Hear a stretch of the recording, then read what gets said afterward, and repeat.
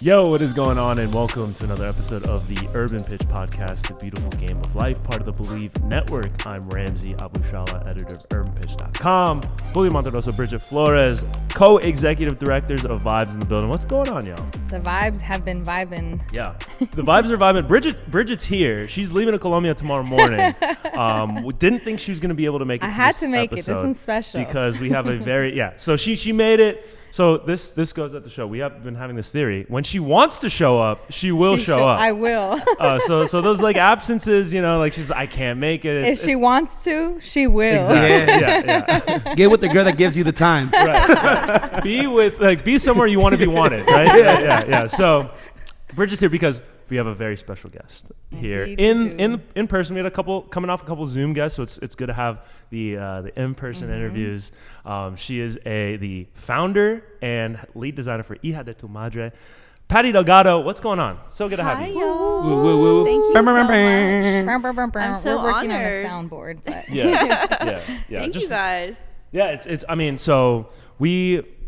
this is a play. We've had a couple of different fashion centric episodes. So we have the pro footballers, the journalists, the people who are kind of covering the sport, and then we have people who aren't necessarily they're still adjacent to football, but it's good to always get the fashion because we love it. We talk about it all the time, and especially you being from LA, and this being an LA centric podcast as well. So all the paths align, and we'll get into all the stuff, but. Let's start with you growing up, your experience here in LA, because I know that really informed a lot of your designs with the fashion brand, and how did that form you? And can you just talk about growing up in LA and what that was like?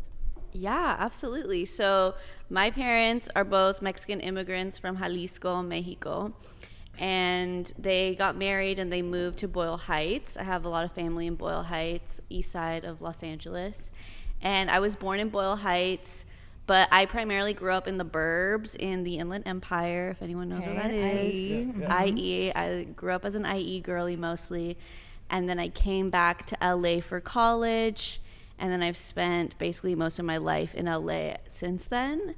And yeah, I think so much of Boyle Heights, so much of Latino culture really shaped so much of my design point of view when I first started Hija de tu Madre in 2016. And it's our 8-year anniversary this month. And I know, it's crazy. wow. When I started the brand, I felt like I really wanted to create something that felt authentic to Latino culture, because at the time, and even growing up, I feel like our representation was really limited to gang banging, jardineros, and housekeepers. And while there's nothing wrong with any of that, I think there's just so much more to being Latino that hasn't really been portrayed. So I really wanted to take it upon myself to kind of share my point of view as being first gen, the daughter of immigrants, and try to do that through fashion, because that's definitely my love language.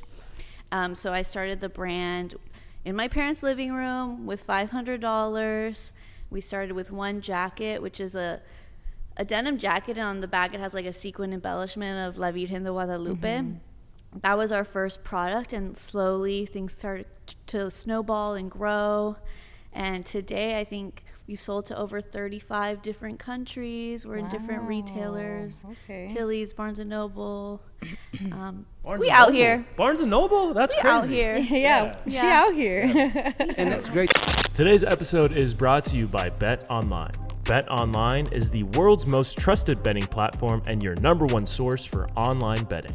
From the earliest odds to in-game live betting, Bet Online provides you with all the action and the ability to watch games as they happen. With the largest selection of odds on everything from football, NBA and college basketball, NHL to UFC, and MMA. Head to Bet Online today to get in on the action with America's most trusted site for online wagering. Bet Online, the game starts here. Well-rounded. Something I like about this new generation. I know growing up, sometimes we will try to hide our immigrant side just for the simple reason that we will get made fun of at school and different parts of whatever in life. But this new generation, they embrace it, and they show their Latino culture. I remember growing up, I'm Salvadorian, parents are Salvadorian. Not everybody would say we're part of the country, and everybody now is either Instagram, they have their flag next to their name. Cholo fashion was not the fashion to wear. Now these kids are wearing it. It's one of the leading fashions right now, especially in LA culture, which is amazing. Like, I like seeing people with the Cortez, with their Dickies on. It just brings me back to like seeing my uncles dress like that. And my dad's like, no, you can't dress like that because they gangbang. You can't do that. But so just seeing like how we take ownership of that and made it fashionable for other races to wear clothes coming from our Latino representatives, which is just amazing for me. Thank you. Yeah. And even to your point, like, also, I'm Mexican, and so I think the first time I ever made a Central American friend was like in college, which is so embarrassing. But I think it goes to show too, like, the reason why I started the brand too is because I felt like sometimes, I don't know if you experience this, but things can be so Mexican centric, and people always leave Central America out of the conversation. And I think what I've really loved and something that I prioritize in my own company is like making sure that we make space for like the Latino diaspora, because like we're not all Mexican, we're not all Chicano, and definitely like give space so that people can also like wear their flags. Like, I think I'm always careful of like trying to make space for all Latinos and not like leave anyone out. Yeah, that's really important. And it's so crazy that you're sharing your story and that you said that you started in 2016, because I went to UC Riverside, so I left LA. Me too. What? Oh my God, our side. I went to UCR and then I went to UCLA, so I left. Okay, go Bruins. Y'all see the elephant? Y'all see the elephant and y'all almost at school. Yeah, we're almost there. See the elephant, you by the school. Yeah. Oh my God, that's so crazy. Yeah. Okay. How funny. I know. So I graduated at UCR, so I stayed there all 4 years. But I came back, and one of the things that I experienced in college was a lot of people were like, oh my God, are you from LA? You talk so LA. Like, oh my God, like, I love your accent. Or like, oh, where are you from? Like, what kind of Latina are you? And I was just like, I'm just regular. Like, what are you talking about?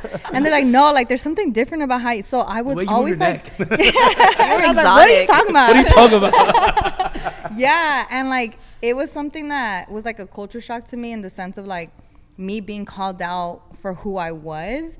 So it like literally it made me internally feel like I had to put myself in a box.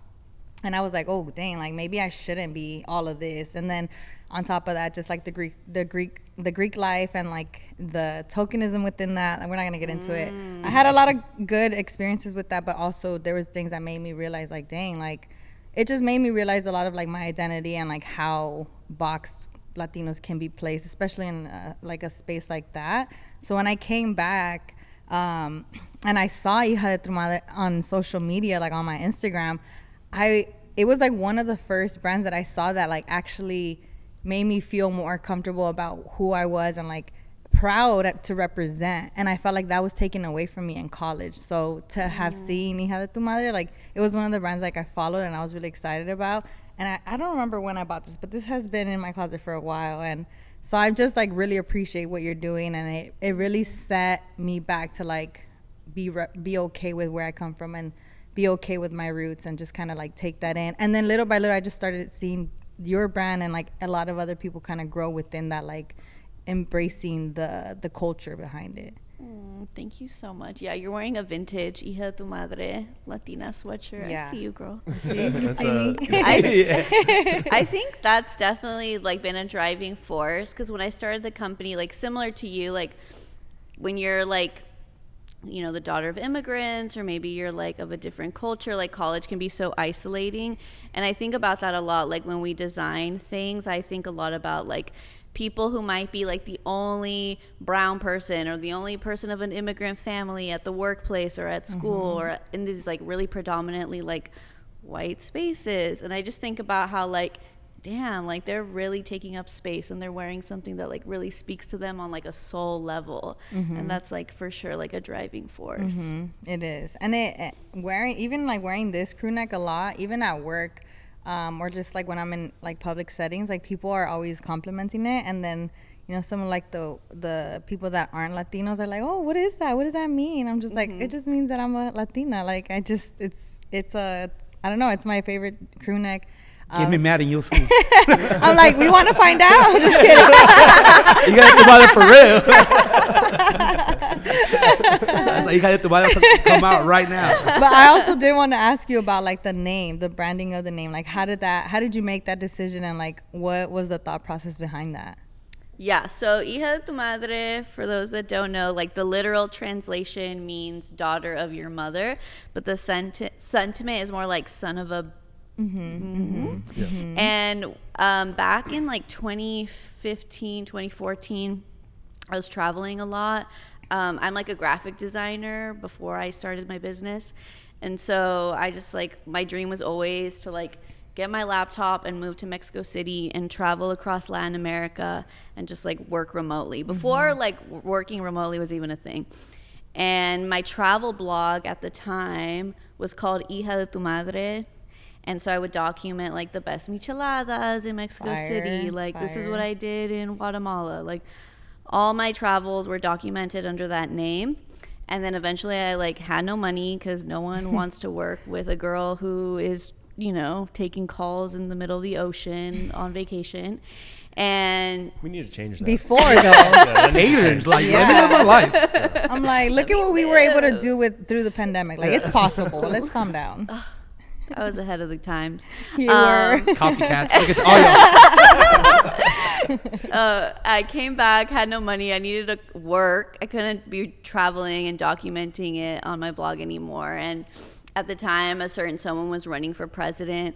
And I just felt like it was I felt really called to like create a brand that like really represented me and felt like a safe space for Latinos. And I was like, you know what? I already own that domain name. Let me just like repurpose that real quick and create a brand called Hija de tu Madre. And it worked out perfectly because I feel like when you're an Hija de tu Madre, like you're just that big.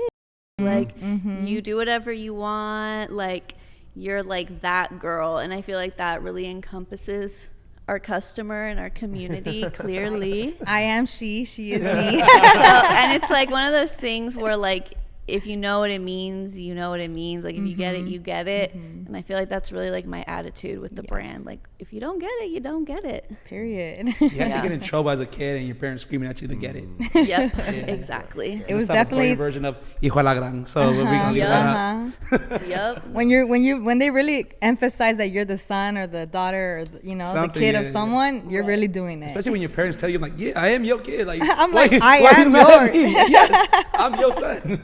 It kind of is crazy because like throughout different cultures like that, because I'm half Filipino. My mom would like when she would get mad at us, she denies this, which is crazy. It's crazy. She or else how else would I know? I made this up. Christmas just got awkward right now. So when we went to the Philippines, I would say the things that she said when she would get mad at me, and then like all my cousins were like, oh, like and so one of them is like the little translation is son of a shark. And so, like, I said it to my cousin, like, oh, you can't say that. And my mom is like, I never said that to you. It's like, well, how else would I know? Yeah, like, where did I learn it from? But, yeah, like, it's funny how... Thanksgiving plates are going to be little. Yeah. Oh, my God. We're unpacking so much family trauma. I love it. But so you start the brand, right? How did you build the momentum? What were some of the initial challenges that you faced? And was there like a green light or like light bulb moment that came about when you were just starting out? Yeah, so I mentioned I used to be a graphic designer before I started. And so I think the moment that really like propelled everything, aside from like, my growing feelings about the election at the time, was like I had gotten fired. So I had gotten fired from a job and with a really big client, a really big company. And that was like the moment where I was like, okay, I have my last paycheck. Let me put this to something. And so that last paycheck was kind of like what fueled me spending about like $500 on like jackets and materials, and which obviously isn't a lot of money. And I think also asking a lot of favors. I think I'm like really lucky that at the time, my boyfriend at the time helped me take all my photos. I was a graphic designer, so I put together the website. My friends helped me model. I think it was like really a community effort, and I was really lucky and grateful to like really tap into my LA Latino community to help me like bring awareness to the brand, to help me promote it, and just like a lot of favors. A lot of favors. Yeah, I can imagine. at what moment did you feel like that this was, you know, like, oh yeah, this is working, you know, like there's momentum building, like I can, you know, do this for an extended period of time? It was definitely a slow build, because when I launched the company, it was crickets. It was like crickets for weeks. I didn't get like a single sale. And I think it wasn't until, so I launched the company like November 2016, and then sometime around December, we were a part of like a big listicle. Like, I don't even know if listicles are still a thing. Yeah, you know, those like BuzzFeed type of listicles. And it was like, you know, these are the Latino brands you need to support this holiday season. And we were mentioned in one of them, and that went kind of viral. And that, I think, was something that really propelled us and like got me a lot more attention. And at the time, I was still juggling like my graphic design clients and then the business. And then kind of like 6 months in, I like really had to make a decision. Like, do I want to be miserable with my clients who don't care about me? Or do I want to put that time into like further building out like the marketing for Hija, Madre? So at that point, I was like, okay, I think I'm better off taking a risk and investing more of my time in the business, and we'll just see where this goes.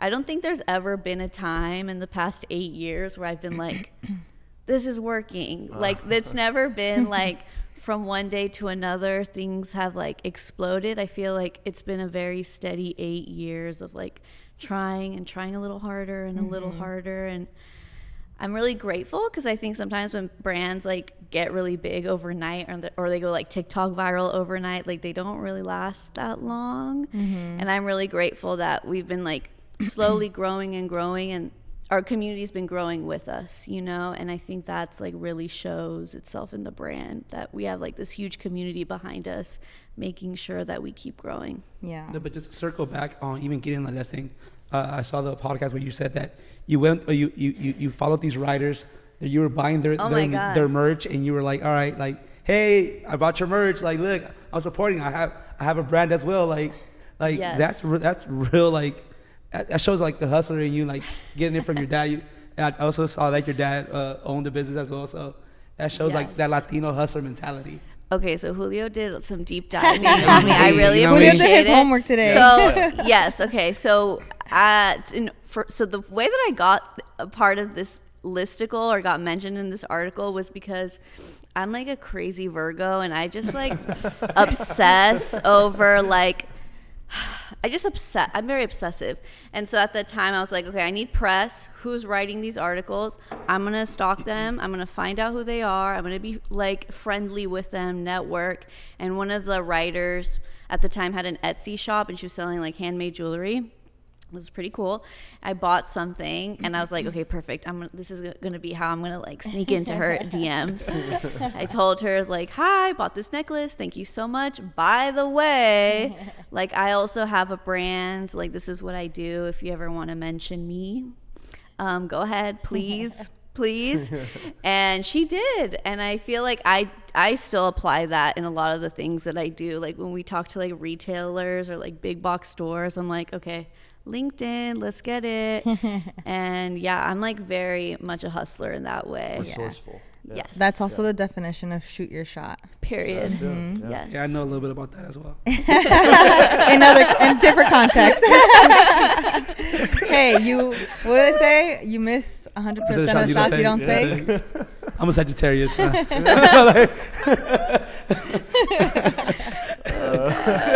Ay. Always with the side context. Sorry. I wanted to ask, so what was like your experience, and you don't have to name like the first big brand if you don't want to, but what was that experience like getting that contact of like a big brand for the first time with your brand and doing like a collaboration or some sort of like work together? Yeah, so in 2020, we did a really big collaboration with Smashbox Cosmetics. I don't know if you're familiar.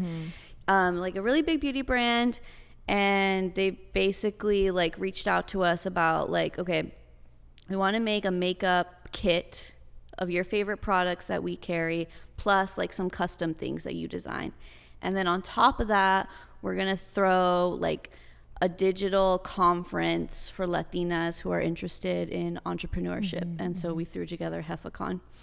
And that was like so exciting because one, like I'm not a beauty girly. Like this is so crazy how like fashion and beauty and we're bringing it together. And this huge brand that's in Sephora sees that in me. And then two, just like also again, like for me, it's always about community. So like figuring out how we can still bring in other girls and be a part of this and share my story and our lessons with them through this digital conference. So it's always exciting when like brands reach out to us, but they're so like intentional, because I'm very intentional and like I hate doing things that like are about money or just like, oh, let's just sell your products. Like it's never about that for me. It's like, how do we either give back? How do we like, I don't know, like how do we bring my community into this?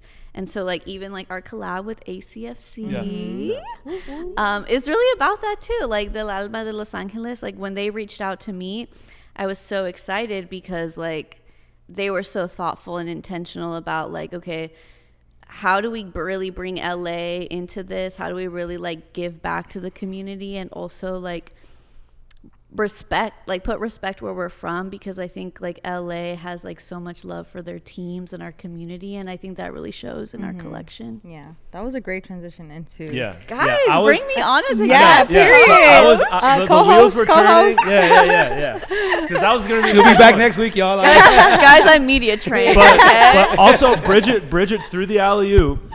I was ready to take it, but she came in flying and she said, "No, I got this myself." I got this. Yeah, Let me finish this game. So great, so great work all around. Way to hustle, too. Yeah. But let's stay on that topic, because obviously, Sure. you know, we're all wearing the Angel City FC Flagged collaboration out. that you did with the team and Klarna. So talk about that a little bit, how, because you said the team reached out to you, they wanted, you know, to tie in LA and work with, you know, LA based people. So talk about that, because, you know, we talked about Angel City a lot on the podcast and how they've really, you know, did a good job branding themselves and working with people in the city and getting the word out. And, you know, it's shown in the results with their attendance and their fandom and all that. Salvadorian Heritage Night. Yeah. So talk about the collaboration, how it came about, and your thoughts on the overall turnout.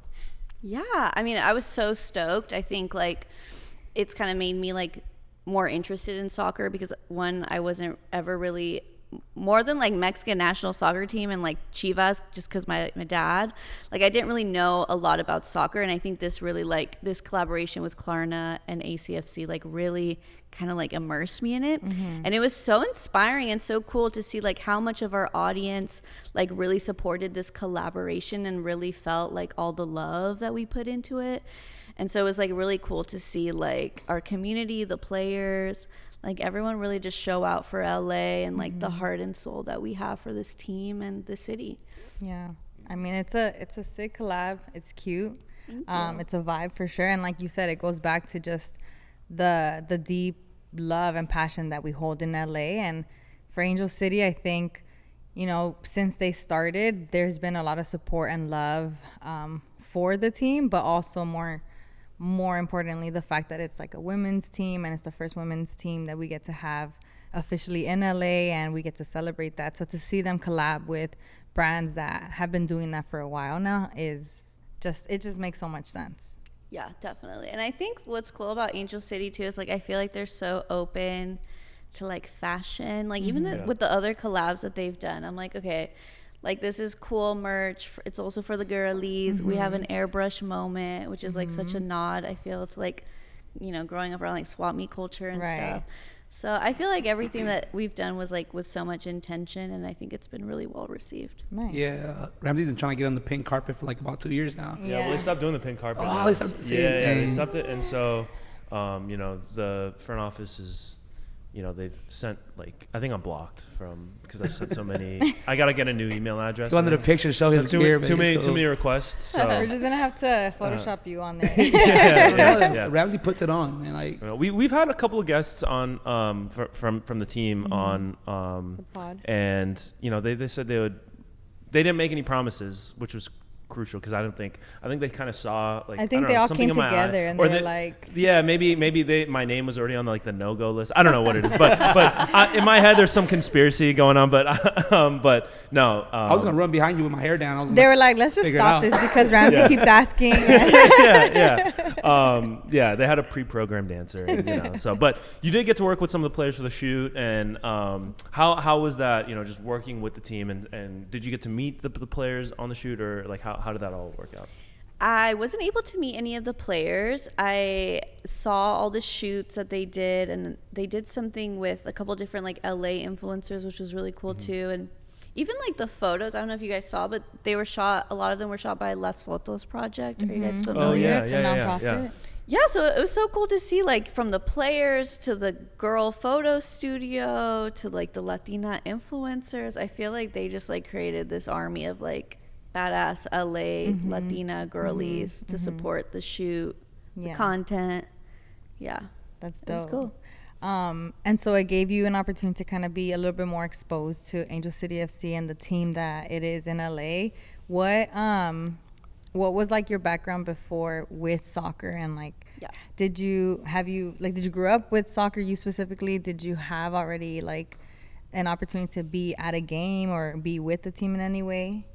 So growing up, I feel like this is like a common trope. It's just like Mexican dads obsessed with soccer, like, and I feel like my dad was like so obsessed that I was like, I can't Dad, leave me alone. I'm gonna play Nintendo 64. Yeah, did he have a list of like betting on the games? Yes. Oh my god. Okay, my dad's gonna hate that I'm gonna say this.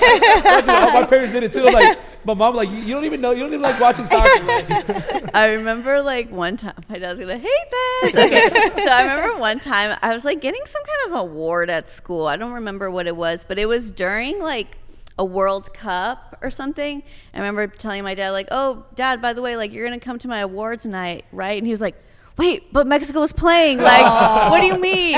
My dad ended up going, but I think it just goes to show like, damn, he was like really conflicted for a second. Yeah, he was like, I have a priority here. I'm surprised he didn't take the little radio, because my dad would take the radio, literally listening to 720, like he was like, the Mexico national team or my daughter? What do I do? He did good, but I know he was like probably checking his phone. Like, at least he was honest about his thought process with you.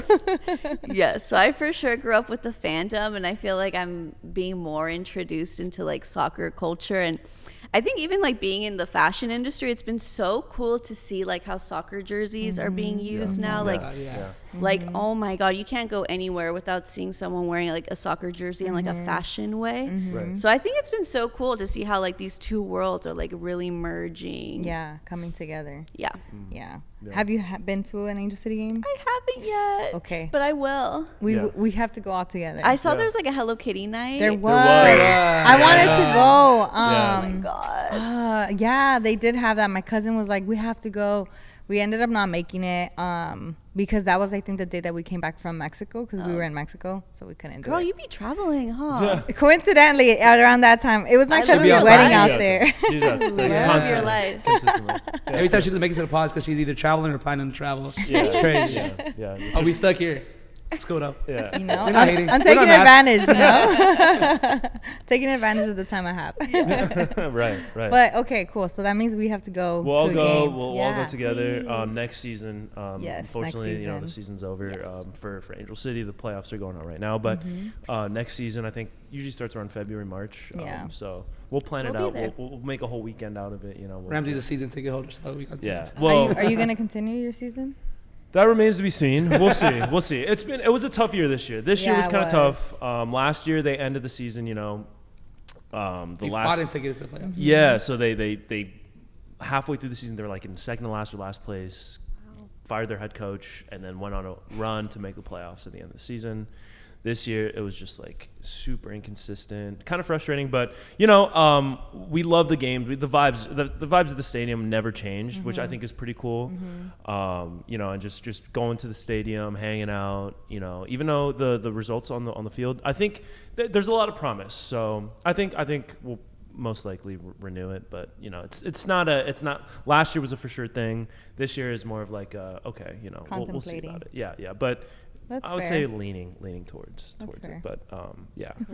Yeah, but we'll definitely make a whole thing out of it coming up. But yeah, so you mentioned like the soccer influence on fashion, and you see it from the high fashion labels putting out, you know, jerseys. The soccer jersey. Yeah. Louis Vuitton did one. To, you know, some of the streetwears, a lot of the streetwear stuff. To even, you know, just the jerseys themselves being, you know, just statement pieces. The Brazil, you know, yellow kit had a huge moment over the last 2 summers. Do you like? Has that ever occurred to you to kind of maybe look into soccer for inspiration towards fashion? Oh, totally. Yeah.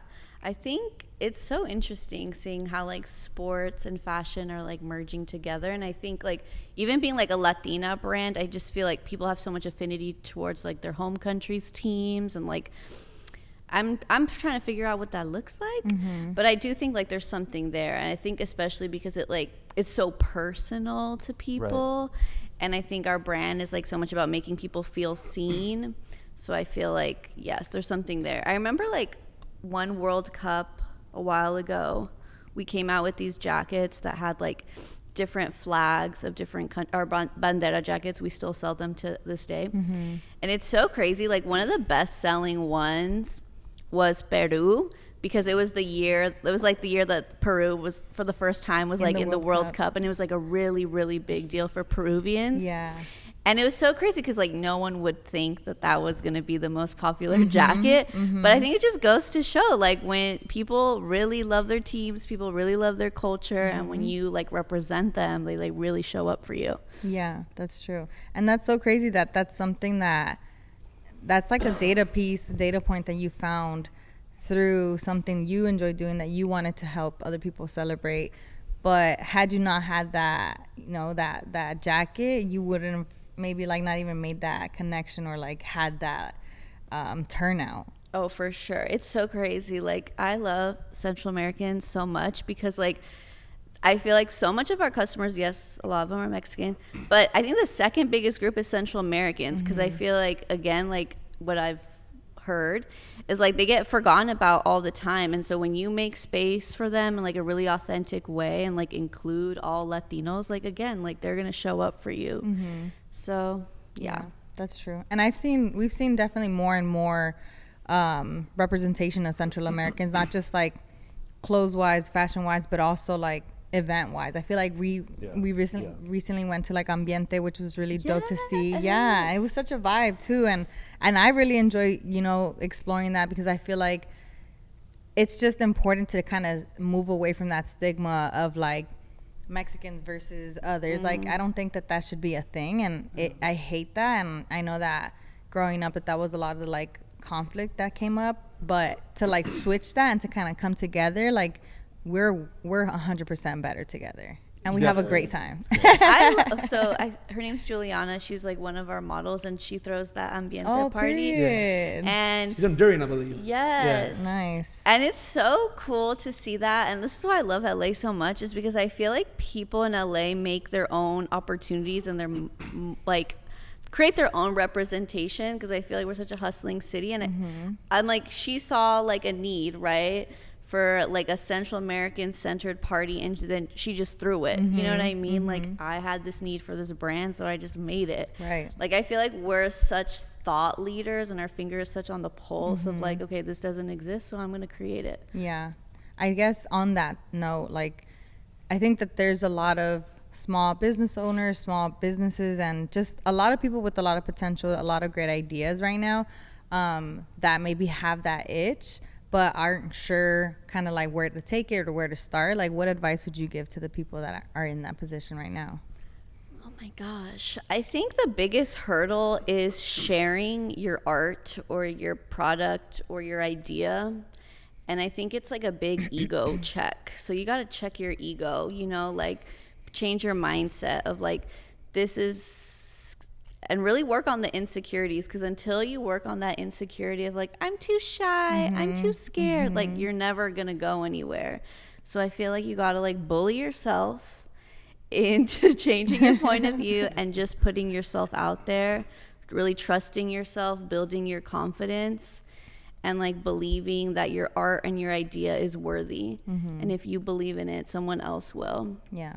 Can't say believe without bully. Period. No, but that's great though, And 'cause me. especially growing from sons of immigrants, like we're taught to stay quiet, don't make noise, don't be Assimilate, don't be right. out there, don't be Yeah. out there, because it can mean parents going back to their home country. Yeah. So now seeing the second generation taking that Initiative. initiatives and just putting out their brands, showing that we are Latinos, we are here, usually forgotten because we don't speak up, and now we're speaking up, showing our culture, show where we're from, show how happy we could be together, and how much of a difference we can make together as well. Period. That's so real, because sometimes like I love our families, but they be our biggest haters. Yes, And it's because we come from a man. scared place. Yes, it comes from like a scarcity mindset, like a let's assimilate, let's like you're doing too much. Stay low. Don't But I talk think too like high. sometimes you just have to not listen to your parents. Yeah. And sometimes I'll like get invited to like career day at elementary schools. I'm like, oh my God, I want to tell them not to listen to their parents, but they're never going to have me back. But sometimes it's true. It's just like, you need to really trust in your own purpose, and your parents aren't going to decide your purpose for you. You have to be brave enough to like Go for believe it. in yourself, as corny as that sounds, and like really understand like your parents are just trying to protect you, but to be your truest self, you got to listen to your intuition and your purpose. Yeah, Drop in. Brian from Amor Prohibido, he was saying something similar to that when he was starting his brand, and his parents, were like, what are you doing and all this, and Definitely. Just like knowing, like I've known since we were kids, so we grew up playing soccer together. But just knowing his dad was definitely like from Venice. Like he was scared that he was gonna fall into the wrong crowd. So he always was like, no, you gotta stay in one path. And he was always a rebel. He was always I'm gonna do it my way. I'm gonna figure it out, even if I have to figure it out. So yeah, it's sometimes you just gotta figure it out. Yeah, for that's sure. true. Yeah, definitely. Continue on that. Like, were there moments, especially when you're starting out, or like I know you even said like over these 8 years, it doesn't feel like this is working out, and I think a lot of people who started their own business or are doing their own thing, they kind of feel that too, where it's like it could crumble they feel like it could crumble any second, despite having set a good foundation, having a community around them. What were those ever like? Were there ever moments that you were like, oh, like what did I do? Like why? Like what did I get myself into? And how did you get over that maybe self-doubt that you might have felt?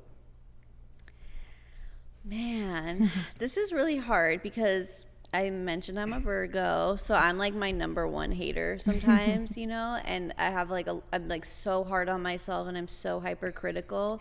But I think for me, it's like I also kind of thrive when isn't working out, because it gives me a sense of drive and a sense of purpose. And so even like during our biggest failures, like I could go on, we could spend a whole podcast about that.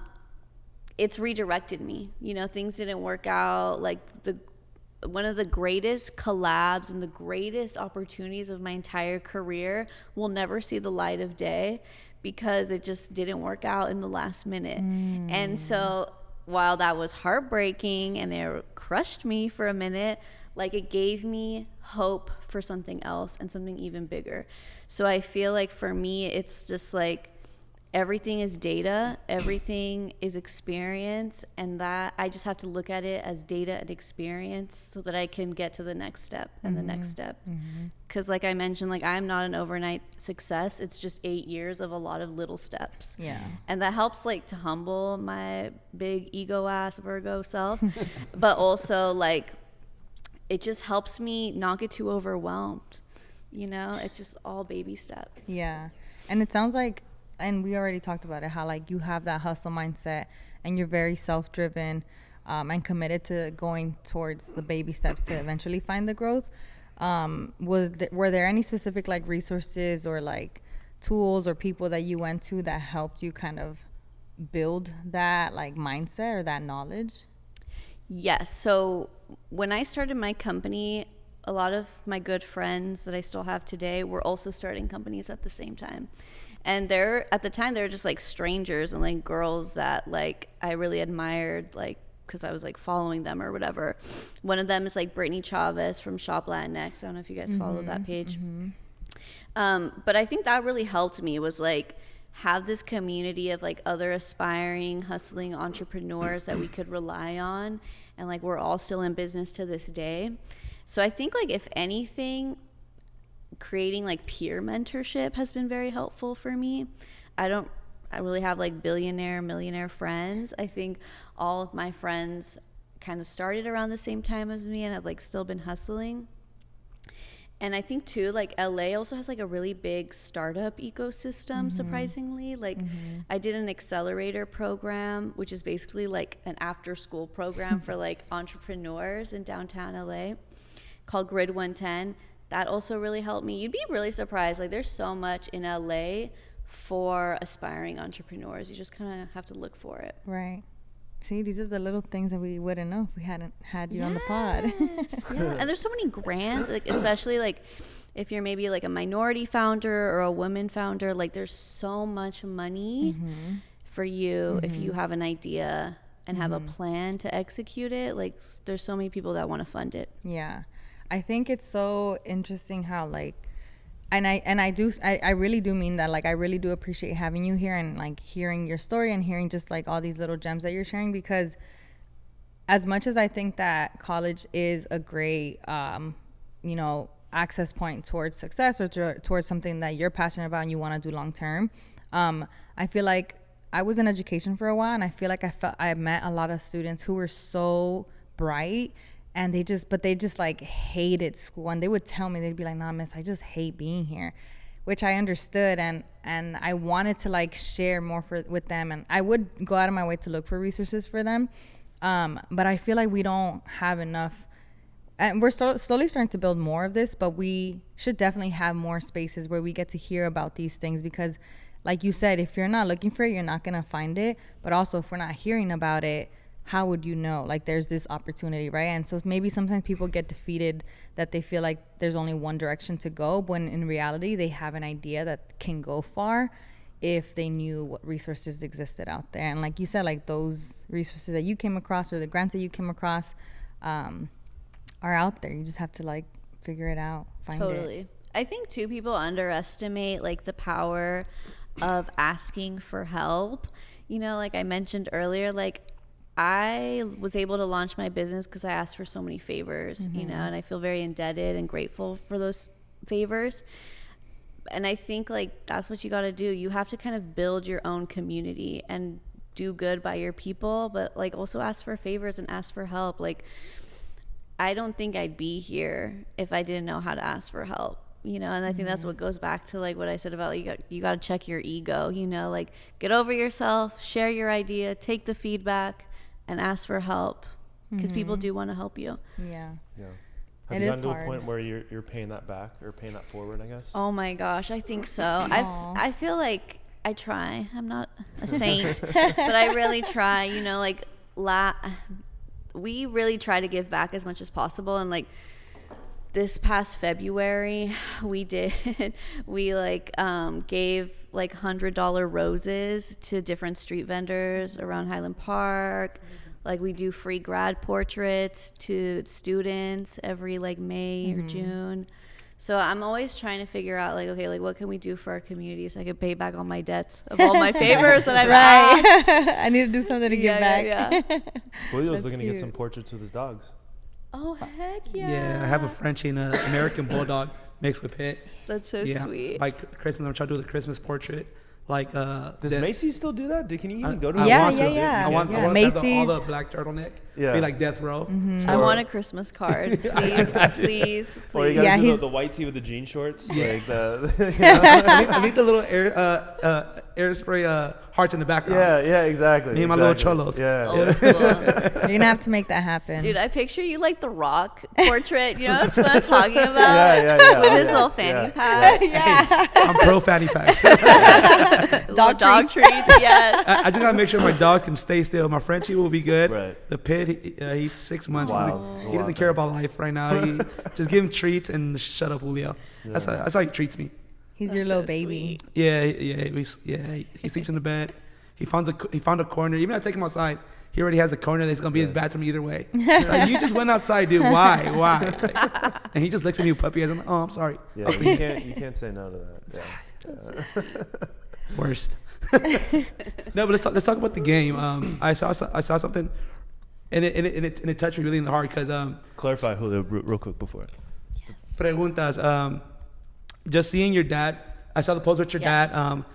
Congrats to him. Sobriety, but like, I come from, I feel like a lot of us immigrant kids come from parents that don't really like to express themselves. It was a game in college with my dad. I used to call him like, watch this, guys. Dad, I love you. And he's like, okay, bye. It was a thing, but like, just knowing but getting to know your dad's history, because I know my dad came from El Salvador during the time of Civil War, so most of his friends were dying growing up. So he was never the I love you guy. It was just the good type of guy. Like, it was hard for him to give compliments, but I feel like this game is great. Just seeing your dad expressing himself, telling a little bit about his story, it's amazing. What gave you the idea about Preguntas? Thank you. Yeah, so I have this game that I designed called Preguntas. It's a bilingual conversation game for bilingual connection, and I'm a little bit of like a no sabo kid. My Spanish isn't the best, but we trying. And so for me, like when I have a conversation with like my cousins in Mexico, like I just like, I'm so insecure because I can't really like articulate like complex feelings and ideas. And so I had this idea of like, okay, well, what if I could ask those questions that I want to ask, but like in a game form where it's like kind of like low risk, you know, because it's just like a game. And so each question has like kind of like a different thoughtful question about like family, feelings, and in English, Spanish, and formal Spanish, because you have to like come correct, you know, with the usted. And I played, when we first launched the game, I like played with my dad, and it was like really cute. He like made me cry because he opened, I think one of the questions was like, what do you wish you wasted less time on? And my dad said drinking. He's like now I think 4 years sober. And so just seeing him, like a Latino man, open up about his feelings and talk about sobriety and being so like honest was like, you know, really inspiring. And it's been cool to see how like other families have been able to have these types of conversations, because we don't really talk about our feelings that often. And so it's been cool. Like a lot of teachers, therapists use this in their therapy sessions. Like we've been able to see like a lot of families come together through Preguntas. Yeah, I love that. I'm excited to play it. Yay! Bridget claimed that one as hers. I did. Yeah. I got the cool hat, but I got the hat, so I think I deserve the game. You deserve it. You got the hat because you texted. You took like 3 days. Okay, guys, I was She busy. was traveling. She was. Wait, was I? Oh, I was. Probably. She probably was. The game will Damn. get too emotional when we have to like skip. Yeah. Look, Yeah. Pass. no, we're gonna have to play it. can't, We're gonna I have to can't. play it. You're gonna be We'll play. included. Okay, yeah. Not We'll a play. crime. Yeah. For Yeah. Friendsgiving. Yo, we should film it. Oh, I'm down. Yeah, Let's yeah, do let's it. Let's do it. Yeah. Let's Oh do my it. God, there we go. Next It's episode. gonna get real. Ooh. So Okay. you guys be I'm just careful. gonna walk down. off. Like, I don't know how to express myself, guys. You guys know this. Literal mic drop. All right, guys, I'm gone. So there's a card in the game. So you guys will see when you open it up. But there's everyone gets one, and it says like, "Tell me more, dime más." So if anyone's like being a little too shy, Oh, you like have to bully them. man. It's always about bullying It's a with drop Yeah. one. you like bully them into opening up. So there's no escaping it. Okay. It's like that draw form. Yeah. Is there a reverse card so I can flip? Or No, like an you tell extended me. pack. I told you it's too personal.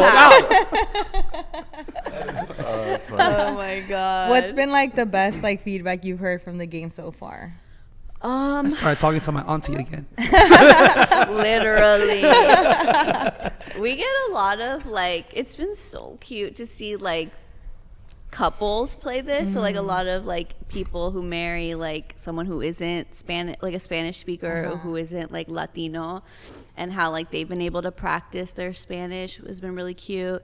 And then also like I remember one therapist told us like that she played this with her like she's like a family therapist, and she had like a family session, and she was saying like that the family like opened up like so quickly. Like she had never seen in like all her years of like doing therapy, like a family being so open and willing to talk about stuff. So that was like really cool. Like, I love that. Like a lot of like people being very open to heal. Yeah. So that's been like really sweet. Yeah, Yeah. that's Yeah. nice. Oh my God, all these ideas are coming to my head. Yes. Scared.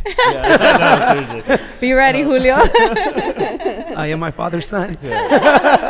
It's I mean it's true across like like getting like I've always felt, especially for my dad, like you feel the love, right? But it's not always verbalized, Verbalized, yeah. And Right. so it's definitely a thing, and playing games like that I think is and like you said, a low stakes way of getting people to just kind of like Open up. open up a little bit. So so listen, we are running low on time.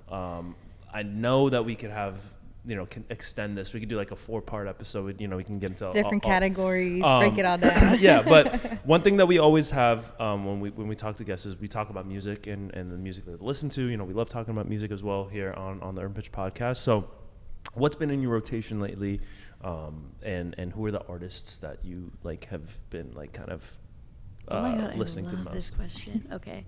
So right now I listen to, I feel like a lot of country, but also a lot of like Mexican country, if you know what I mean. Yeah. So like I love like Fuerza Regida, Chino Paca, stuff like that, like the Yes, regional. Javi. I love Javi. Oh my So God. good, I know. Yeah, I love like that genre. I love like how like Mexican music is just like so mainstream now. This is really cool. I recently just saw this artist that I grew up listening to because of my parents, Marco Antonio Solis, Okay. El Buki. Uh-huh. Dude, I respect that guy so much. He just like put on such an amazing concert. So like I've been listening to a lot of like older Mexican music, and then country. Like I love Morgan Wallen. Do you guys know who that is? Yeah. I've heard. Talking about him. He's like the biggest Country Country? star Yeah, right yeah. now, like so big. He has like really good producers, like people who produce like really good like hip hop and stuff, and you kind of see that a little bit in the way some of his songs are produced. Like they're just like so good. I love Morgan Wallen a lot. So yeah, I'm a hot mess. I feel like we've gotten a lot of country The country, vibes, huh? yeah. Really? The last like Yeah, the 4 or last- 5, like because we'll get whatever the R&B, the rap. We'll get that a lot, but I feel like most recently, like Nico Chicaris, we had him. He's on the San Jose Earthquakes. He said first thing he said was country. I'm trying to think who else said country because we had was it Cole Bassett? He said it was Cole, He yeah. said he was talking about how Plays for Colorado Rapids. yeah, he plays for Colorado Rapids, and he was saying he's trying to get his teammates in the country. Wow. And so he's showing them videos of like the concerts and stuff, and so like I think that's definitely starting to become more like mainstream. I mean, it's Like a it's top- always been mainstream. Top and, genre. Just stay after Coachella for stage coaching. You'll figure it like out. country artists have been selling out, like major stadiums across the country for a while, but it's starting to kind of become, I think, a little even more popular. Totally. Especially, I mean, maybe this is anecdotal because it's really only been like 3 or 4 interviews in a row, but I remember there was a time where like you'd ask somebody, what kind of music do you listen Anything to? but country. Anything but Yeah. country. That is so Literally. not the thing anymore. Right. Yeah. Where like everyone I feel like is like genre-less, Yeah. like you just listen to literally everything. Yeah, and I Yeah. think streaming, like just having like endless amount of music at your fingertips, it's good and it's bad at the same time because it's like it. But I think it's that's one of the benefits of it is you can discover so much music at once. Agreed. Even though there is, when we talk to DJs, there's like a yearning for that programming that like I want to be not told what to listen to, but like I want that sometimes just throwing on the radio and getting discovering music like that it's different. So there's the pros push and pull when it comes to streaming and that's something that agree. I think I found interesting. Yeah, like do you guys remember like the days where you'd have to like wait to download an album Man. illegally? Yeah, or make It a was CD. like Maybe 3 a hours Soulja to Boy album. download. LimeWire, like 3 LimeWire. hours. Yeah.